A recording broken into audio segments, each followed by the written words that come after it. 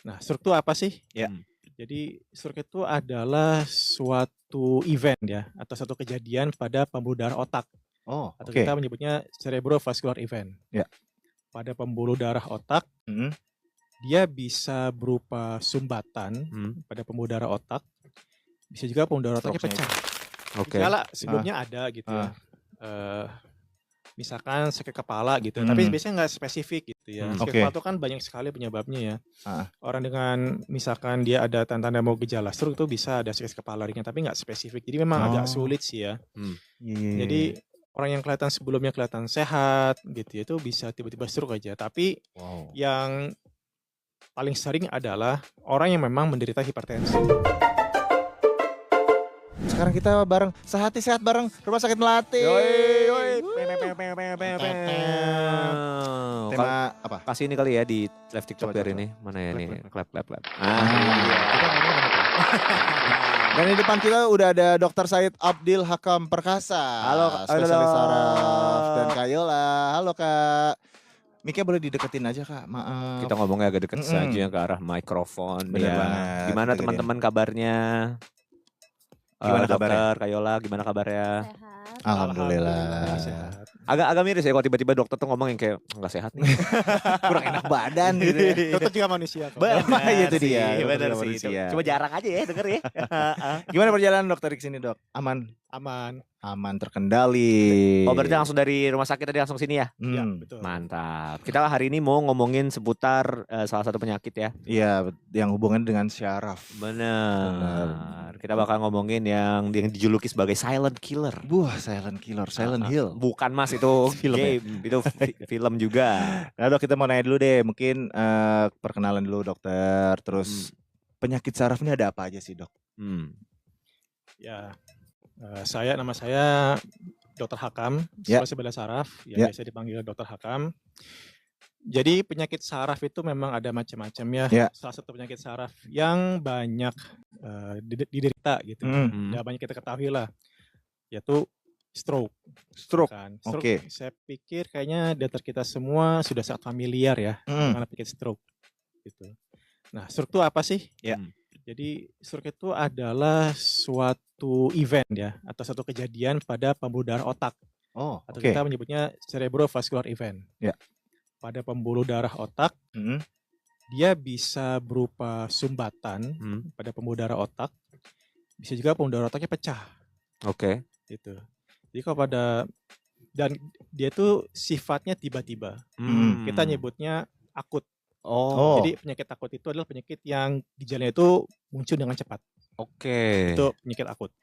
Kalau kronik itu berarti dia gejalanya muncul secara pelan-pelan dan sudah jangka waktu lama. Kalau stroke, apakah itu dia stroke-nya sumbatan pada pembuluh darah atau karena pecah pada pembuluh darah otak, dia sifatnya mendadak. Gitu aja. Mungkin orang awalnya kelihatan lagi sehat gitu ya. Misalkan biasanya lagi bersih-bersih gitu ya, atau lagi duduk bahkan lagi istirahat, tiba-tiba jatuh, drop. Oke. Itu ada hubungannya sama angin duduk itu nggak itu? Beda ya. Kalau angin duduk itu yang saya dengar itu ya istilah awam untuk orang yang sakit dada ya. Jadi kayak merasa dadanya itu kayak ketekan atau kayak kedudukan gitulah ya. Jadi dadanya terasa berat. Itu biasanya itu gejala pada penyakit jantung. Tapi itu kan perlu diperiksa dan informasi gitu. Benar. Istilah awamnya untuk penyakit dada gitu, penyakit jantung gitu, angin duduk. Beda sama stroke berarti ya. Beda. Oke. Oh, kenapa akhirnya bisa disebut silent killer itu? Karena ini akut ya. Betul, dia tiba-tiba gitu. Jadi ya tadi biasanya kalau stroke perdarahan itu terjadi lagi aktivitas biasanya, apakah lagi olahraga, lagi kerja gitu ya, atau bahkan lagi marah-marah gitu ya. Kan sebenarnya kelihatan lagi sehat nih. Tiba-tiba drop gitu. Tiba-tiba tiba-tiba jatuh. Gitu ya. Atau kalau yang stroke sumbatan itu biasanya nggak perlu aktivitas. Biasanya lagi istirahat aja, lagi nonton TV, lagi duduk-duduk, tiba-tiba drop, jatuh gitu. Tiba-tiba jatuh gitu. Tapi apa? Tapi ada gejala nggak sih, Dok, sebelum menuju ke stroke-nya itu? Gejala sebelumnya ada gitu ya. misalkan sakit kepala gitu, tapi Hmm. biasanya nggak spesifik gitu ya. Sakit Oke. kepala itu kan banyak sekali penyebabnya ya. Ah. Orang dengan misalkan dia ada tanda-tanda mau gejala stroke itu bisa ada sakit kepala ringan, tapi nggak spesifik. Jadi memang agak Oh. sulit sih ya. Iya, iya, Jadi iya. orang yang kelihatan sebelumnya kelihatan sehat gitu ya, itu bisa tiba-tiba stroke aja. Tapi Wow. yang paling sering adalah orang yang memang menderita hipertensi atau tekanan darah tinggi Oh, gitu. Oke. iya, iya, iya, Ya, iya, baik iya. dia stroke sumbatan atau stroke perdarahan, Heeh, heeh. itu salah satu penyebabnya itu adalah karena darah tinggi.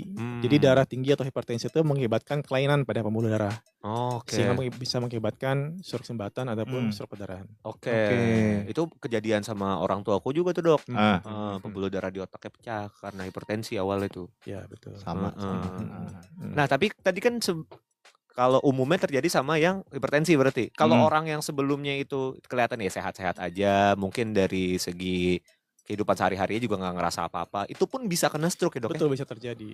Ya, Oh. jadi orang yang darah tinggi itu bisa aja nggak punya keluhan apa-apa. Kan Iya. memang rata-rata orang yang hipertensi itu ada sakit-sakit kepala gitu ya, Ah. sakit tinggi, sakit kepala. Heeh. Tapi bisa jadi orang yang memang sudah hipertensi dalam waktu lama itu nggak ada gejala apa-apa, sakit kepala juga mungkin nggak pernah atau bahkan jarang gitu ya. Iya.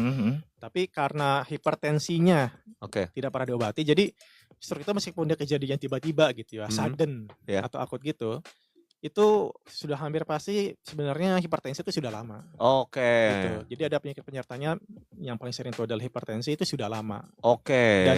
dan biasanya nggak pernah diobati, nggak pernah dikontrol gitu. Oh, oke. Tapi perbedaan yang signifikan antara stroke yang penyumbatan sama pecah pembuluh darah tuh apa, Dok? Yang signifikan itu adalah gejalanya ya. Heeh. Jadi kalau sumbatan kan pembuluh darahnya itu tersumbat Iya.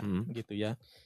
Tersumbat oleh apa? Bisa oleh plak kolesterol gitu ya. Oh, Misalkan iya, plak iya, kolesterol iya. atau misalkan juga plak dari jantung, misalkan ada orang kelainan jantung, kelainan irama jantung. Oke. Oh. Itu bisa mengakibatkan plak dari jantung jalan ke pembuluh darah otak. Heeh.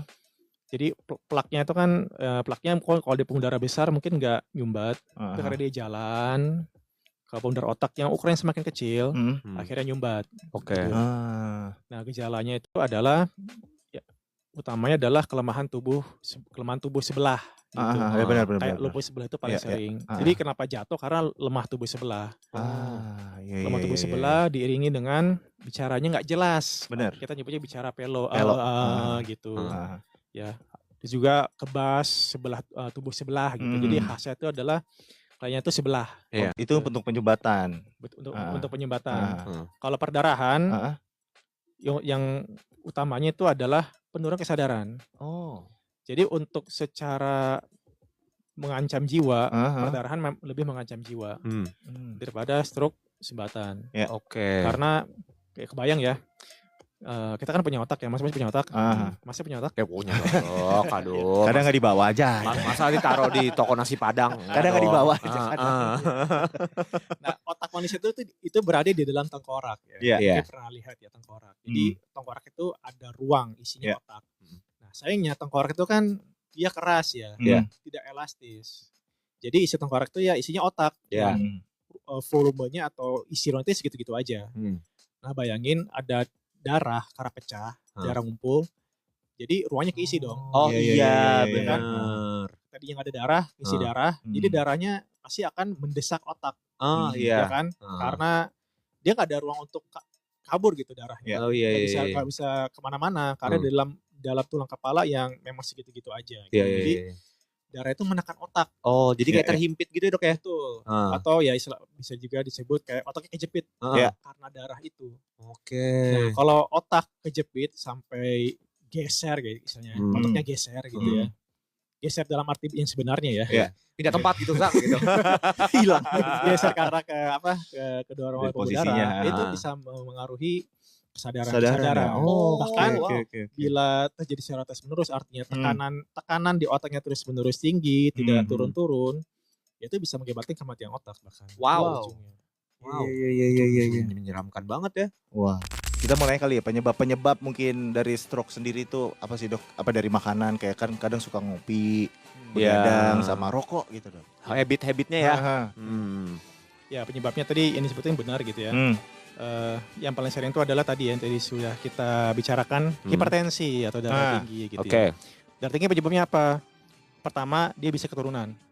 Oh Dia iya, bisa keturunan. Jadi Ah. kalau orang tua kita hipertensi, maka kita yang masih muda-muda ini gitu ya, mulai menjaga pola hidup lah, atau bahkan kalau bisa sering-sering untuk mengukur tensi sendiri, kan alatnya udah banyak gitu ya. Iya. Kemudian tadi juga disebutin rokok. Oke. Ya rokok itu Iya, ya ke otak, ke Hmm. jantung juga gitu ya. Memang. Paru-paru.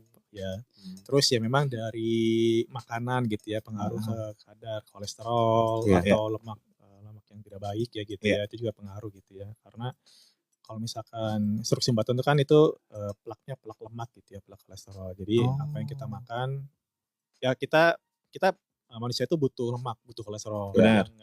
Yang tidak baik itu adalah yang berlebihan. Iya. Dan juga ya sama lah ya dari pola hidup gitu ya. Udah makannya banyak, gerakannya dikit gitu kan. Nah, kenapa sih saya terus Mas? Oh ya nggak apa-apa Mas. Saya sehat loh. Alhamdulillah. Nah, Alhamdulillah. sama ini juga ya, kencing manis atau diabetes mellitus. Oh. Ini perlu diperhatikan juga, kencing manis atau diabetes mellitus itu juga bisa bisa turun ya. Oh iya. Bisa menurun. Jadi bila orang tua ada riwayat kencing manis diabetes, maka kita perlu berhati-hati nih. Ya dikontrol konsumsi gulanya. Oke. Nah biasanya nih dok ya, mungkin kan ada beberapa orang yang ngerasa yang kayak gue sehat-sehat aja nih, tapi tiba-tiba kayak kejadian hal-hal yang kayak gitu kayak stroke misalnya dadakan gitu ya. Sebenarnya tuh kayak mereka tuh bisa mengantisipasi nggak sih selain dengan tadi ya pola hidup, makanan, atau mungkin ngecek aja gitu sebenarnya bisa nggak sih dok? Ya salah satu antisipasinya itu adalah dengan rutin cek gitu. Yang pasti tadi ya cek tensi sendiri. Sekarang kan udah banyak ya alat untuk mengukur tensi di rumah gitu ya. Iya. Nah dulu waktu saya sekolah kedokteran ya, atau lagi fase koas kan lagi fase yang di rumah sakit gitu ya. Yang saya ketahui itu stroke itu beresiko pada orang usia 40 tahun ke atas. Iya. Tapi ketika semakin kesini, saya di rumah sakit itu makin menemukan usia 30 tahunan pun itu ternyata sudah terkena stroke. Wow. 35 tahun kayak gitu. Jadi ya bahkan dari usia 30 tahun dan 30 tahun tuh ya sudah perlu diperhatikan, dan juga tidak ada salahnya gitu untuk screening. Screening apa tadi yang paling gampang itu ya tekanan darah, Cek gitu. tensi. Cek tensi. Kalau ya tensi kan optimal itu 120 bagus ya. 130 itu masih dalam batas toleransi. Nah kalau sudah 140 itu berarti sudah darah tinggi. Dan kalau sudah kena hipertensi itu berarti ya akan seumur hidup minum obat darah tinggi. Harus seumur hidup untuk kontrol tensinya. Iya. Ya kan semua orang bilang kan pencegahan lebih baik ya, tapi screening, ngecek rutin untuk diri kita sendiri juga penting. Dan itu juga bisa dilakukan di ini ya, rumah sakit Melati ya. Iya benar. Caranya gimana sih Kak Dan Yola? ada apa aja sih pengecekannya di rumah sakit Melati nih Kak Yola? Oke, di rumah sakit Melati sendiri kita punya pengecekan kolesterol, terus juga pengecekan asam urat, Iya. tensi juga bisa sih. Oke. Selain itu juga kita ada banyak promo medical check up. Wah, Dari yang standar itu ada yang mikro, nano, sampai yang lebih komplit itu MCU mega. Oke. Gitu. Selain itu juga untuk pengecekan lebih lanjut, rumah sakit Melati juga dapat melakukan medical check up secara on-site. Iya, on-site itu yang mana kita petugas medisnya bisa datang ke lokasi. Iya, seperti itu. Jadi teman-teman Tangerang yang memang membutuhkan pengecekan lebih lanjut, screening kesehatan lebih lanjut untuk mengetahui kesehatannya, untuk mengantisipasi juga ya tadi ya dokter ya. Itu bisa langsung datang ke rumah sakit Melati atau bisa langsung hubungi ke nomor 0813 1665 6877. Bisa kontak Dokter Eltra sebagai koordinator MCU seperti itu. Oke, tuh teman Tangerang. Ini bisa banget ngecek loh. Tadi nomor teleponnya juga ada dimasukin ya, Bagus ya. Aman. Berarti yang membedakan apa tadi medical check up yang nano, mikro sama mega itu apa aja tuh Kak? Kalau Tadi mega tadi. Kalau MCU nano itu yang standar sih, seperti pengecekan fisik. Fisik itu ada visus mata, lalu tinggi badan, berat badan, lingkar pinggang, juga tensi. Selain itu juga ada pemeriksaan darah lengkap. Darah lengkap itu pemeriksaannya untuk mengetahui terkait dengan laju endap darah, lalu urin lengkap, terkait dengan keruh atau tidaknya hasil dari urinnya tersebut ya dokter ya.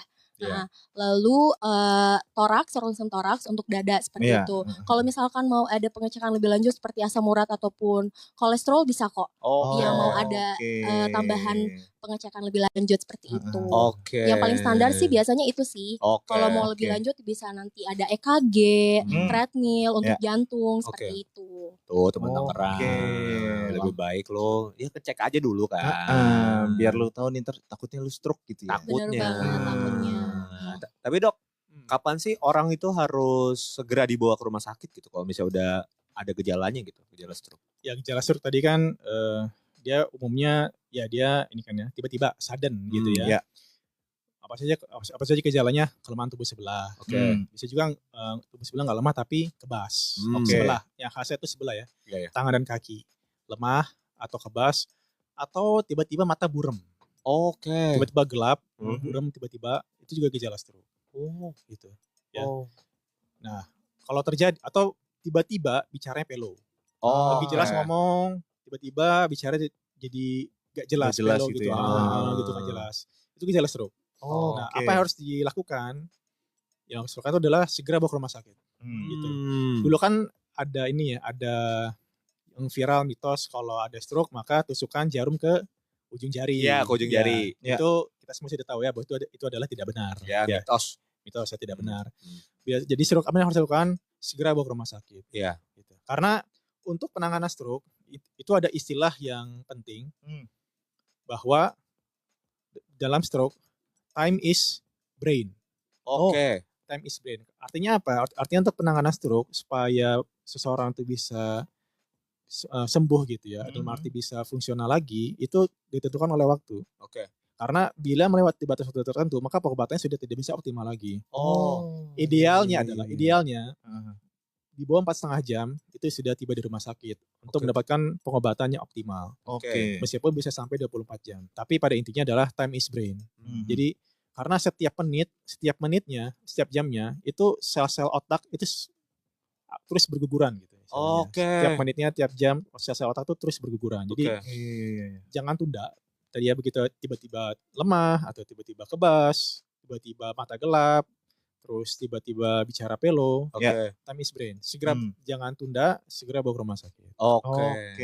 Ini ada yang nanya di live TikTok kita dari Intan Farida. Dok, jika ada keluarga riwayat stroke, apakah kita juga pasti akan terkena stroke katanya? Ya itu resiko tinggi ya. Kan tadi sudah disebutkan, misalkan ada gejala stroke, berarti sebenarnya kemungkinan ada hipertensi. Atau bisa juga ada kencing manis, diabetes. Tadi sedikit hipertensi, diabetes itu penyakit yang bisa menurun gitu. Jadi ya bila orang tua kita misalkan gitu, kita ada orang tua kita yang dia apakah punya penyakit stroke, macam stroke ya, misalkan jantung ataupun kencing manis, maka kita lebih aware lah, lebih sadar diri gitu. Berarti bisa dari penyebab awalnya berarti ya, dari penyakit turunan yang tadi tuh kayak hipertensi dan diabetesnya itu. Benar banget. Oke. Apaan sih Mas? Kenapa lempar body gitu loh Mas? Jangan rokok banyak-banyak, begadang ataupun apa? Tadi makan makanan yang berminyak, gitu Mas, kan, kolesterol. Makan nasi padang, nasi 2, nggak boleh Mas. Ya balik lagi dok ya nih, ada yang ini ngarang-ngarang ini bahaya. Apa nih? Ini yang nanya di WhatsApp nih di 0812 111 1073. Siapa yang WhatsApp Mas? Nggak ada namanya Mas. Dok, mau nanya apakah orang yang kelihatan sehat bugar dan rajin olahraga tetap bisa kena stroke mendadak? Ini baru join berarti nih. Oh iya benar. Mungkin banget itu dok. Mungkin, tetap masih mungkin. Nah itu yang perlu kita perhatikan ya. Jadi ya memang stroke itu adalah salah satu penyakit yang bisa dimodify atau modifiable disease gitu ya. Artinya faktor resikonya yaitu gaya hidup. Berarti bisa modified. Nggak kayak cancer. Kalau cancer kan genetik ya, tidak bisa dimodify, tidak bisa. Kalau stroke itu salah satu yang modifiable, artinya bisa dimodifikasi, bisa dicegah gitu dengan pola hidup. Ya olahraga itu adalah salah satu pola hidup yang baik ya. Tapi yang kelihatan segar bugar bisa olahraga. Tadi ya misalkan dia punya bakat hipertensi gitu atau bakat kencing manis, diabetes. Itu kadang-kadang kita nggak tahu gitu. Bahkan udah sering olahraga atau apa. Itu tetap masih bisa terkena resikonya. Misalkan rajin olahraga tapi ya misalkan dari makanannya tetap nggak dikontrol gitu. Meskipun olahraga tapi masih suka makan gorengan gitu ya. Atau masih tetap rokok gitu ya. Itu tetap Oh. faktor risiko, kan faktor risiko tetap ada. Ada Mas. Iya. Semua ada Mas, ingat. Jadi Iya. sekali lagi sebenarnya sering kita bertambah usia tuh ya salah satu yang paling baik itu adalah dengan kita check up diri kita sendiri. Itu dia. Ya check up di rumah sakit melati. Ini bener banget. Jelas Terus- gitu. Tuh Mas udah mau begadang. Mas, ada yang nanya lagi, Mas, ada yang nanya lagi, Mas. Kopi, ngerokok, Sudah. gorengan, Mas. Ada yang nanya lagi, Dok. Namanya Wibowo di Cipondo. Halo Wibowo. Dok, ibu saya akhir-akhir ini sering merasa kesemutan di sebelah kanan badan dan kadang bicaranya agak kurang jelas. Ah, Tapi itu hilang timbul, Dok. Apakah itu termasuk tanda-tanda silent stroke? yang harus diwaspadai. Betul, itu bisa jadi. Saya tidak mengatakan itu adalah gejala, tapi bisa jadi. Gitu. Iya. Jadi ada gejala stroke Mhm. yang dia itu misalkan lemah tubuh sebelah atau Iya. kebas sebelah, tapi kurang dari 24 jam dia hilang. Oke. Yaitu kita nyebutnya serangan yang transien atau sementara gitu. Serangan yang transien atau sementara. Jadi misalkan tiba-tiba lemah sebelah atau kebas sebelah, oh kenapa nih? Udahlah dibawa istirahat aja gitu. Iya. Dibawa istirahat, nanti hilang. Pokoknya hilang, beneran hilang. Hmm. Padahal itu adalah serangan transien gitu. Oke. Itu juga salah satu gejala dari stroke. Oke. Gitu. Jadi kalau kebas memang penyebabnya ada banyak ya. Itu harus diperiksa memang harus dokter harus memeriksa secara menyeluruh baik dari pemeriksaan fisik bahkan pemeriksaan penunjang bila diperlukan. Gitu. Oke. Jadi ya bila ada keluhan atau gejala nggak usah ragu lah buat berobat, buat periksa gitu. Iya. Soalnya banyak orang yang kalau misalnya datang ke rumah sakit takut gitu. Iya benar banget. Takut ternyata pas medical check up Penyakit semua. banyak ya. Justru malah lebih bagus tuh periksa biar Iya, lu biar tahu. dan bisa ditanganin. Betul. Tadi ada yang nanya juga nih di WhatsApp gue nih. Apa nih? Ada dari 0821 534 sekian. Halo dokter, saya umur 25 tahun dan sering lembur kerja sampai kurang tidur. Apakah gaya hidup seperti ini bisa memicu stroke di usia muda? Karena katanya stroke sekarang bukan cuma penyakit orang tua. Ya, bila terus menerus gitu ya, itu bisa menjadi salah satu faktor resiko. Ya kita kan ketika di usia muda gitu ya, usia remaja atau masih usia 20-an, usia 25 kan kira-kira masih usia yang sangat bugar ya. Ya. Usia yang sangat fit untuk bekerja. Jadi Prima. ya sangat prima untuk bekerja, segala sesuatu dikerjain sampai malam nggak tidur segala macam. Karena memang kondisi tubuh itu fit gitu. Ya.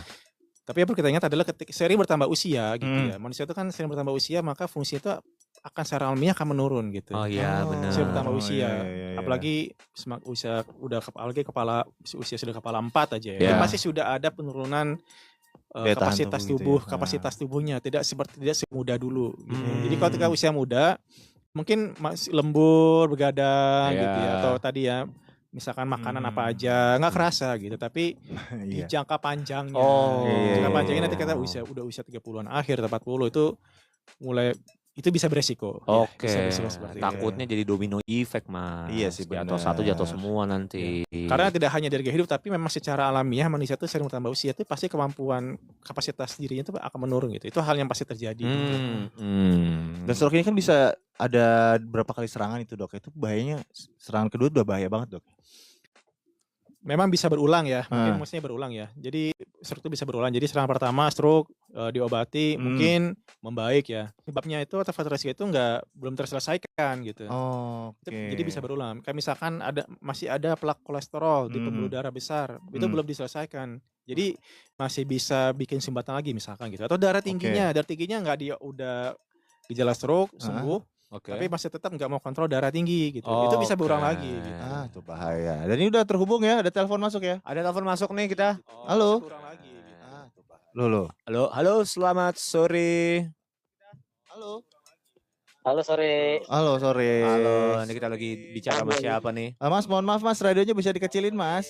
Halo. Apa, Mas? Kita lagi bicara. Radionya bisa dikecilin? Kita lagi ngobrol sama siapa nih? Halo. Kenal aku Ariel dari Tangerang. Halo Ariel. Ngobrol sama siapa nih? Radionya dikecilin boleh Mas? Coba gimana? Kenal aku Ariel dari Tangerang. Halo Ariel. Wah, feedback Radionya ini. dikecilin boleh Mas? Coba gimana? Radionya boleh dikecilin? Tanya boleh gak Mas? Boleh nanya. Boleh nanya. Boleh Mas, silakan nanya dong. Mas, Masa nggak passwordnya boleh, Mas.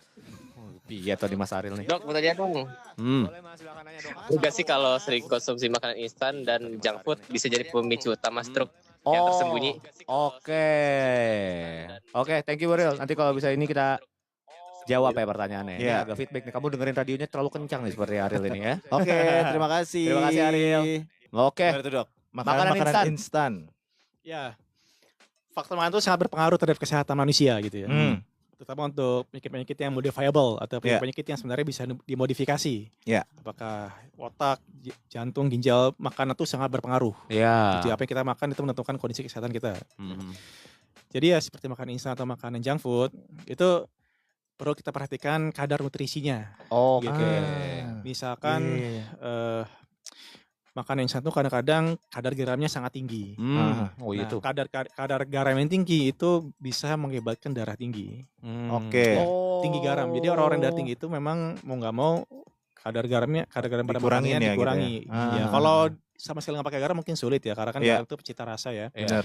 Tapi dikurangi. Oke. Ya dikurangi kadar garamnya karena memang kadar garam tinggi itu bisa mengakibatkan darah tinggi gitu ya. Oke. Dan juga ya junk food tentu perlu kita perhatikan ya kadar nutrisinya ya. Ya.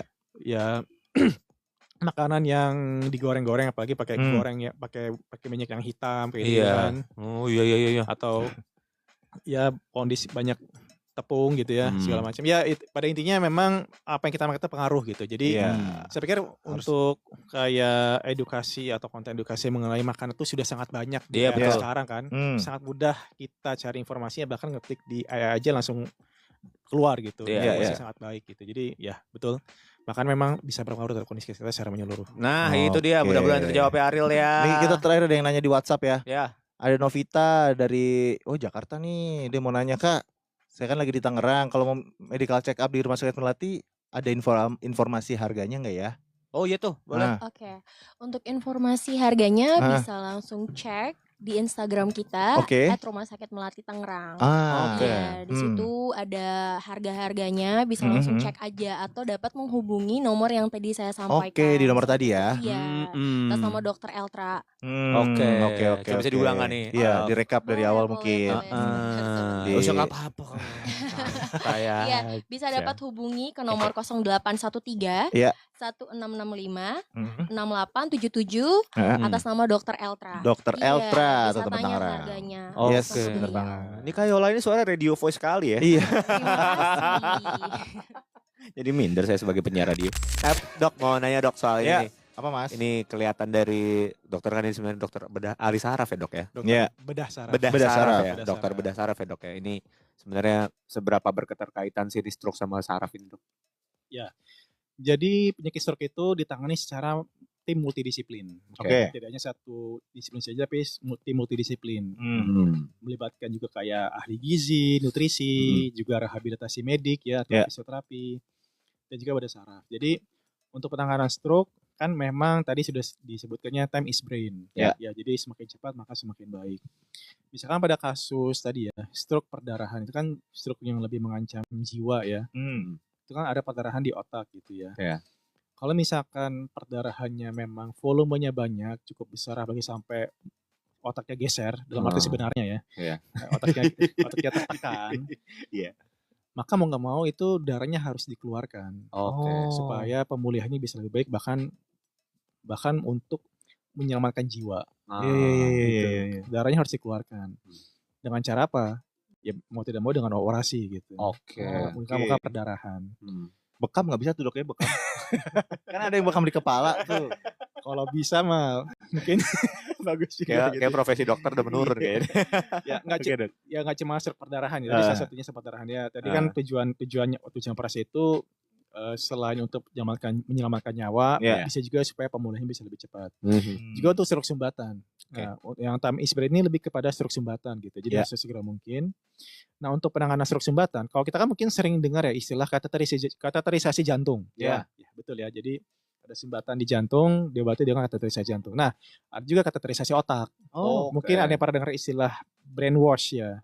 Ya, itulah. Jadi kateterisasi otak untuk mengeluarkan sumbatan di pembuluh darah otak. Nah, tapi itu tadi tergantung waktu. Kalau waktunya masih bisa optimal, kalau ada 24 jam, bila dalam waktu 24 jam sumbatannya dikeluarkan melalui kateter gitu ya, melalui kateterisasi otak, maka peluang dia untuk bisa pulih lagi, kan awalnya lemah ya, lumpuh. peluang dia untuk bisa pulih lagi kekuatannya itu semakin besar. Oke. Dibandingkan dia semakin iya, lama iya, gitu. iya, iya. Nah, yang mengerjakan kateterisasi otak itu ya tim multidisiplin juga. Oke. Dokter saraf bisa dan bedah saraf juga bisa. Oke. Gitu ya. Ya, ya, ya, ya, Oke. ya, Jadi ya penyakit stroke ini tim multidisiplin dan bedah saraf sangat terkait justru. Oke. Yes, yes, yes. Nah kalau misalnya nanti lu teman Tangerang pengen berhubungan dengan saraf gitu ya, nanti ketemunya sama dokter Haka. Iya. Dan prakteknya hari apa aja tuh, Dok? Saya praktek tiap hari Senin jam 6 sampai dengan jam 8 malam. Jam 6 sampai jam 8 berat- malam. Iya, iya, jam 6 sampai jam 8 malam. Nah, itu dia tuh. Dan- apa tuh? Aduh. Dan mungkin teman Tangerang yang juga pengen medical check up ya, boleh diinfo lagi nih Kak Yola. Buat teman-teman Tangerang yang mau medical check up di Rumah Sakit Melati, bisa banget langsung datang ke Rumah Sakit Melati Tangerang. Ya. Untuk info lebih lanjut terkait dengan harga dapat menghubungi ke nomor 0813 1665 6877. Oke. Bisa menghubungi Dokter Eltra. Langsung aja hubungi hubungin tuh teman Dokter Tangerang. Eltra. Iya. Langsung aja teman Tangerang. Ini ada pertanyaan terakhir nih sebelum kita tutup dari TikTok kita. Ada iya. dari Coko. Dok, apa konsultasi dokter bedah saraf untuk pasien stroke selalu berarti operasi atau ada evaluasi lain katanya? Ya memang dokter bedah saraf itu kerjanya operasi, tapi bukan berarti. Ya untuk operasi itu pasti ada indikasi ya. Iya. Semua tindakan medis, tindakan kedokteran, apakah tindakan operatif ataupun non operatif itu pasti ada indikasinya. Iya. Gitu ya. Dan setiap dokter itu pasti akan menyampaikan sesuai dengan indikasinya. Kalau nggak indikasi ya tidak gitu. Iya. Ya kalau lagi memang makanya ketika kondisi ya masih bagus, masih oke lah gitu kan. Iya. Itu kan dalam kondisi yang masih bisa untuk preventif atau pencegahan gitu. Iya. Ya, siapa sih yang mau gitu tulang tengkoraknya dibuka? Iya, benar. makanya, Kan ada yang nggak ada yang mau kan. lah. Ya justru kami pun dokter bedah kalau melihat pasien dalam kondisi yang baik gitu ya, nggak perlu dioperasi, justru kami juga senang gitu. Iya. Iya. Nah, Iya. itu dia. Pengennya sih enggak ya. Jadi intinya ya tetap dokter akan bekerja sesuai dengan keilmuan dan sesuai dengan indikasi. Yes. Iya benar. Itu dia.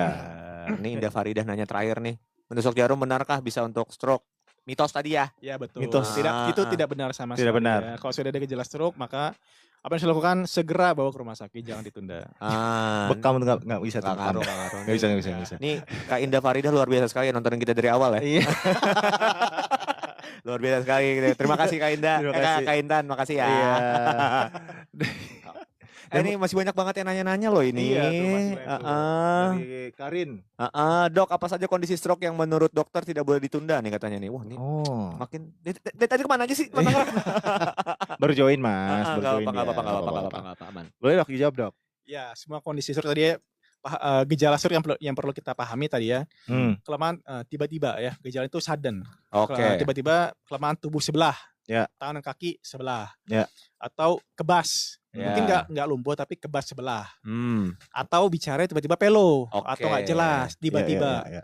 Atau mata tiba-tiba pandangannya buram. Iya. Nggak jelas gitu. Nah itu jangan tunda, segera bawa ke rumah sakit. Iya. Bener, cek, langsung dicek. Langsung berangkat ke rumah sakit Melati itu teman Tangerang. Bener banget. Dan pengen ngucapin terima kasih nih Terima buat kasih. Dokter Hakam, Kak Dokter Yola. Hakam, Kak Yola, Kak Gata, makasih Iya, banyak. udah ngobrol-ngobrol sama kita nih. Yes, bener banget. Dan buat teman Tangerang tetap jaga kesehatan ya. Iya. Jangan lupa olahraga. Jangan lupa olahraga, kontrol makanan lu. Kalau mau check up langsung ke rumah sakit Melati. Bener. Nanti infonya lebih lengkapnya mungkin kita bakal post di Instastory kita ya. Bener banget. Dok, terima kasih. Terima Sekali kasih lagi ya, Dok, ya. Dok. Sama-sama. Kak Yola, terima Kak kasih. Yola, Kak terima Gata, kasih. terima Jangan kasih. capek-capek ngobrol sama kita Iya. ya. Terima kasih dok, tuh kata Coko. Iya, sama-sama Coko.